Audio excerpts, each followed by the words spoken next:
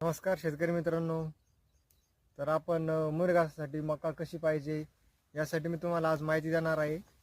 तर बघू शकता आपण ॲडव्हान्टा 756 मका केली होती, तर किती वाढलेली आहे मका. माझा हात सुद्धा पळत नाही तर त्याच्या पण वरती गेली. तर तुम्हाला दाखवतो मी आता मका या स्थितीमध्ये आल्यावर.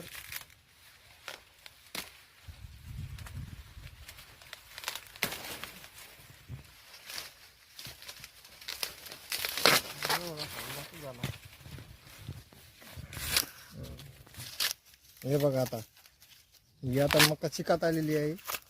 तर अजून 2 ते 3 दिवसांनी अजून याची कुट्टी करायला पाहिजे. हे दाणे असे भरलेले पाहिजे. याचं म्हणजे ही दुधाची नस याची ना ती दिसली पाहिजे, तेव्हा आपण म्हणू शकतो की आता मका कुट्टीसाठी आलेली आहे. आणि मुरघासाठी सगळ्यात बेस्ट मका म्हणजे याची जेव्हा असं हे दुधाचे दाणे दुधाच्या